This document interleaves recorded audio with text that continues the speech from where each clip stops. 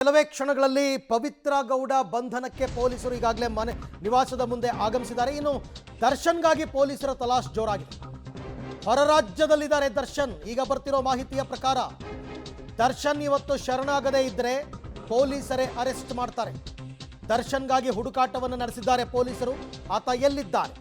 ಬೆಂಗಳೂರಿನಲ್ಲಿಲ್ಲ, ಮೈಸೂರಿನಲ್ಲಿಲ್ಲ, ಕರ್ನಾಟಕದಲ್ಲೇ ಇಲ್ಲ ಅನ್ನೋ ಮಾಹಿತಿ. ಹೊರ ರಾಜ್ಯದಲ್ಲಿದ್ದಾರೆ ದರ್ಶನ್.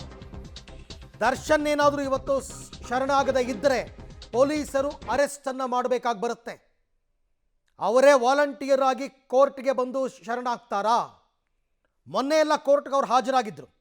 ಅದಾದ ನಂತರ ಅವರು ಕರ್ನಾಟಕವನ್ನು ತೊರೆದಿದ್ದಾರೆ. ನಿನ್ನೆನೇ ಅವರು ತೊರೆದಿದ್ದಾರೆ ಅಂತಕ್ಕಂಥ ಮಾಹಿತಿ. ಟ್ರೇಸ್ ಔಟ್ ಮಾಡ್ತಾರೆ. ದರ್ಶನ್ ಎಲ್ಲಿದ್ದಾರೆ ಅಂತಕ್ಕಂಥದ್ದನ್ನು ಟ್ರೇಸ್ ಔಟ್ ಮಾಡೋದು ದೊಡ್ಡ ವಿಚಾರ ಅಲ್ಲ.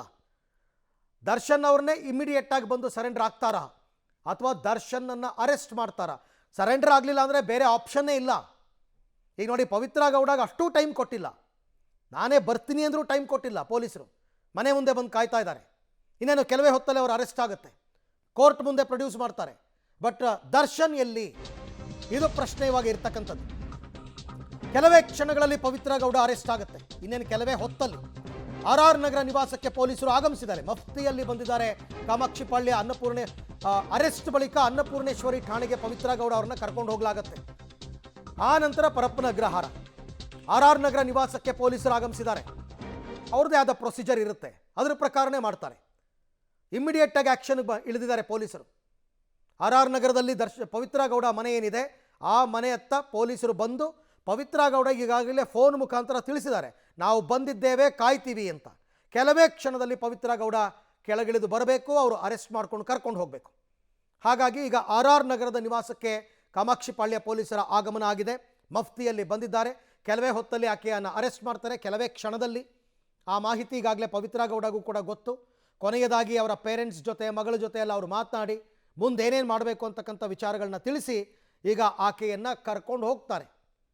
ಆಕೆಯೇ ಬರಬೇಕು ಕೆಳಗಡೆಗೆ. ತೀರಾ ಮನೆಗೆ ಒಳಗೆ ಹೋಗೋದು, ನುಗ್ಗೋದು ಹೀಗೆಲ್ಲ ಮಾಡಲ್ಲ.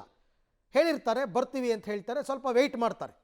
ಬಟ್ ಈ ಕ್ಷಣಕ್ಕೆ ಪವಿತ್ರ ಗೌಡ ಪ್ರಕರಣದ ಮೊದಲ ಆರೋಪಿ A1 ಆಕೆಯನ್ನು ಈಗ ಅರೆಸ್ಟ್ ಮಾಡಲಾಗುತ್ತೆ.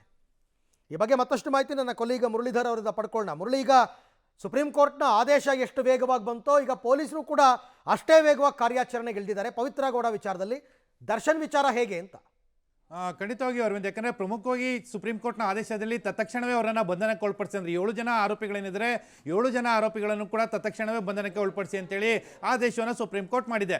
ಈ ತತ್ಕ್ಷಣದ ಆದೇಶ ಏನಿತ್ತು, ಆದೇಶಕ್ಕೆ ಸಂಬಂಧಪಟ್ಟಂತೆ ತನಿಖಾಧಿಕಾರಿಗಳು ಮತ್ತು ತನಿಖಾಧಿಕಾರಿಗಳ ತಂಡ ಎಲ್ಲ ರೀತಿಯ ಪ್ರಕ್ರಿಯೆಗಳನ್ನು ಕೂಡ ಮಾಡ್ತಾ ಇದೆ. ಈಗಾಗಲೇ ಪವಿತ್ರ ಗೌಡ ಮನೆ ಮುಂದೆ ಪೊಲೀಸರು ಕಾಯ್ದುಕೊಳ್ತಿದ್ದಾರೆ. ಲೇಡಿ ಪೊಲೀಸ್ಗಳು ಬರೋಕ್ಕೆ ಕಾಯ್ತಾ ಇರೋಂಥದ್ದು ಮತ್ತು ಆಕೆಯ ಚಲನವಲನಗಳು. ಯಾಕಂದ್ರೆ ಮನೆಯಲ್ಲಿ ಆಕೆ ಇದ್ದಾಳೆ, ಮನೆಯಿಂದ ಹೊರಗಡೆ ಹೋಗುವಂಥ ಸಂದರ್ಭದಲ್ಲಿ ಎಲ್ಲಾದರೂ ಹೋಗುವಂಥ ಸಾಧ್ಯತೆಗಳಿದ್ರೆ ಅದನ್ನು ಫಾಲೋಅಪ್ ಅನ್ನು ಮಾಡಲಿಕ್ಕೆ ಪೊಲೀಸರು ಕಾದ್ಕೊಳ್ತಿರೋಂಥದ್ದು.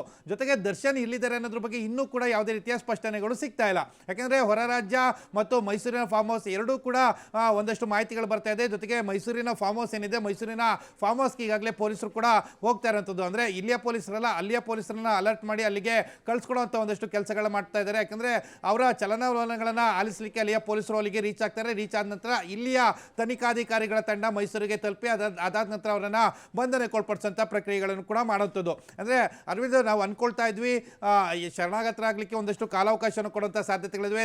ಶರಣಾಗತ ಆದ ನಂತರ ಮುಂದಿನ ಪ್ರಕ್ರಿಯೆಗಳನ್ನು ಪೊಲೀಸರು ಮಾಡ್ತಾರೆ ಅಂತೇಳಿ. ಆದರೆ ಪೊಲೀಸರು ಆ ಚಾನ್ಸನ್ನ ತೆಗೆದುಕೊಳ್ಳುವಂಥ ಪ್ರಯತ್ನಗಳನ್ನೇ ಮಾಡ್ತಾ ಇಲ್ಲ. ಯಾಕೆಂದರೆ ಈ ಪ್ರಕರಣದ ತನಿಖೆ ಪ್ರಾರಂಭವಾದ ದಿನದಿಂದ ಯಾವ ಉತ್ಸಾಹ ಮತ್ತು ಅವರ ತ್ವರಿತಗತಿಯ ಒಂದು ಕಾರ್ಯಾಚರಣೆ ಇತ್ತು, ಆ ಕಾರ್ಯಾಚರಣೆಯನ್ನು ಈಗಲೂ ಕೂಡ ಮುಂದುವರಿಸ್ತಾ ಇದ್ದಾರೆ. ಎಲ್ಲ ಆರೋಪಿಗಳನ್ನು ಕೂಡ ಬಂಧನಕ್ಕೊಳಪಡಿಸಬೇಕು ಅಂತೇಳಿ ನಡೀತಾ ಇರುವಂಥದ್ದು. ಅದರಲ್ಲಿ ಪ್ರಮುಖವಾಗಿ ದರ್ಶನ್ ಮತ್ತು ಪವಿತ್ರ ಗೌಡ ಈ ಇಬ್ಬರನ್ನ ತಮ್ಮ ವಶಕ್ಕೆ ಪಡ್ಕೊಳ್ಬೇಕು. ವಶಕ್ಕೆ ಪಡ್ಕೊಂಡ ನಂತರ ಇನ್ನುಳಿದಂಥ 5 ಜನ ಆರೋಪಿಗಳೇನಿದ್ದಾರೆ ಅದರಲ್ಲಿ ಇಬ್ಬರು ಆರೋಪಿಗಳು ಹೊರ ಜಿಲ್ಲೆಯಲ್ಲಿ ಇರುವಂಥದ್ದು. ಯಾಕಂದರೆ ಅನುಕುಮಾರ್ ಮತ್ತೆ ಬೇರೆ ಆರೋಪಿ ಏನಿದ್ದಾನೆ ಅವರು ಇಬ್ಬರು ಕೂಡ ಹೊರ ಜಿಲ್ಲೆಯಲ್ಲಿದ್ದಾರೆ. ಅವರನ್ನು ಅವರ ಪರ ವಕೀಲರು ಬೆಂಗಳೂರಿಗೆ ಬರಲಿಕ್ಕೆ ಸೂಚನೆಯನ್ನು ಕೊಟ್ಟಿರುವಂಥದ್ದು. ಬಹುತೇಕ ಇವತ್ತು ಸಂಜೆ ಒಳಗಾಗಿ ಅವರು ಬರ್ತಾರೆ. ಅವರು ಕೋರ್ಟಿಗೆ ಶರಣಾಗತರಾಗುವಂಥ ಪ್ರಕ್ರಿಯೆಗಳನ್ನು ಕೂಡ ಮಾಡುವಂಥದ್ದು. ಜೊತೆಗೆ ಪ್ರದೋಷ್ ಅಂತಾನೆ ಆತನೂ ಕೂಡ ಬೆಂಗಳೂರಿನಲ್ಲಿದ್ದಾನೆ. ಆತನು ಕೂಡ ಪೊಲೀಸರ ಮುಂದೆ ಅಂದರೆ ನ್ಯಾಯಾಲಯದ ಮುಂದೆ ಶರಣಾಗತ ಸಾಧ್ಯತೆಗಳಿದ್ದಾವೆ. ಆದರೆ ಇವರಿಬ್ಬರನ್ನ ಬಂಧನಕ್ಕೊಳಪಡಿಸಿ ನ್ಯಾಯಾಧೀಶರ ಮುಂದೆ ಹಾಜರುಪಡಿಸುವಂಥ ಪ್ರಕ್ರಿಯೆಗಳಿಗೆ ಪೊಲೀಸರು ತಲಾಶನ್ನ ಮಾಡ್ತಾ ಇರೋಂಥದ್ದು. ಅರವಿಂದ್, ಹಾಗೆ ಸಂಪರ್ಕದಲ್ಲಿರಿ ಮುರಳಿ, ನಿಮ್ಮ ಜೊತೆ ಮತ್ತೆ ಮಾತನಾಡ್ತೀನಿ. ಈಗ ಒಬ್ಬೊಬ್ಬರಾಗಿ 7 ಜನ ಆರೋಪಿಗಳನ್ನು ಪತ್ತೆ ಹಚ್ಚಬೇಕಲ್ಲ.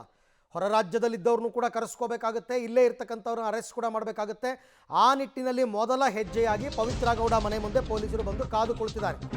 ಇನ್ನು ದರ್ಶನ್ದು ಶರಣಾಗತಿನ ಅರೆಸ್ಟ್, ಇದು ಪ್ರಶ್ನೆ.